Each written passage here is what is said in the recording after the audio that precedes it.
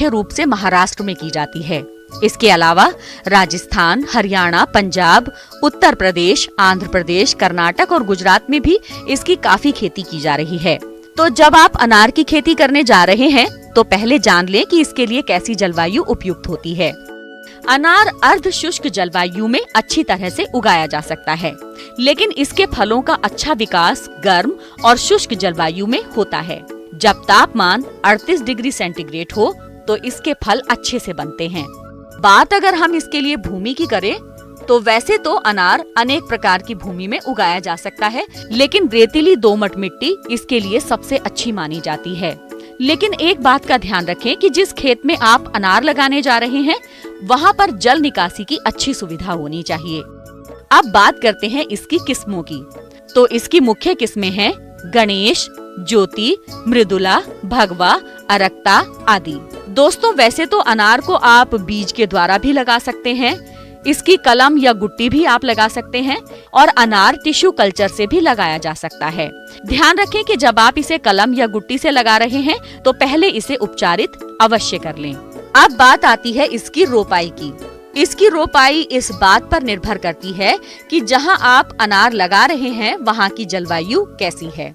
वैसे आमतौर पर इसे 5 गुणा 5 मीटर या फिर 6 गुणा 6 मीटर की दूरी पर लगाया जाता है, लेकिन अगर आप इसकी सघन खेती करना चाहते हैं तो आप इसे 5 गुणा 3 या 5 गुणा 2 मीटर की दूरी पर भी लगा सकते हैं।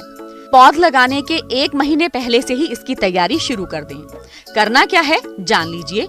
1 महीने पहले इसके लिए 60 गुणा 60 गुणा 60 सेंटीमीटर के गड्ढे इसके लिए खोद लें। अब इन गड्ढों को आप 15 दिन के लिए खुला छोड़ दीजिए। 15 दिनों बाद इसमें गोबर की सड़ी हुई खाद, गड्ढे की ऊपरी मिट्टी, 1 किलोग्राम सिंगल सुपर फास्फेट, 50 ग्राम क्लोरोपाइरीफास चूर्ण मिट्टी में मिलाकर गड्ढों को सतह से लगभग 15 सेंटीमीटर ऊपर तक भर लें। फिर इसमें सिंचाई कर दें। जब मिट्टी बैठ जाए तो इसमें पौध की रोपाई कर दें और पौध रोपाई के तुरंत बाद इसमें सिंचाई भी कर दें। लेकिन अगर आप अनार की ऑर्गेनिक खेती करना चाहते हैं तो आप इसमें मिट्टी के साथ रासायनिक खाद ना मिलाकर इसमें कंपोस्ट मिला सकते हैं।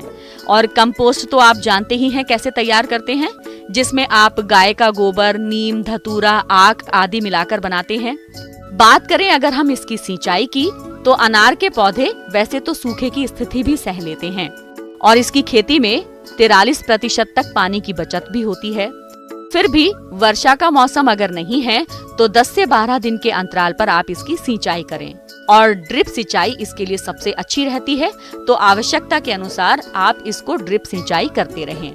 अगर हम बात करें इसमें कीट नियंत्रण की तो आप इसमें ज्यादा रसायनों का इस्तेमाल ना करें।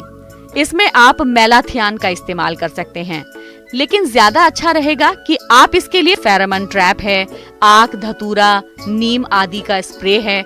आप इसी से ही कीट और रोग को नियंत्रित कर सकते हैं, क्योंकि अगर आप इसमें ज्यादा केमिकल का इस्तेमाल करेंगे तो इससे इस पर मधुमक्खियां नहीं आएंगी, तो आपकी पैदावार पर इससे असर पड़ सकता है।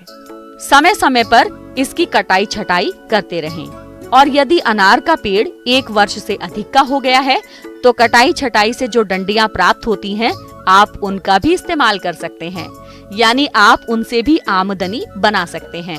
कैसे? चलिए वो भी बताती हूँ आपको।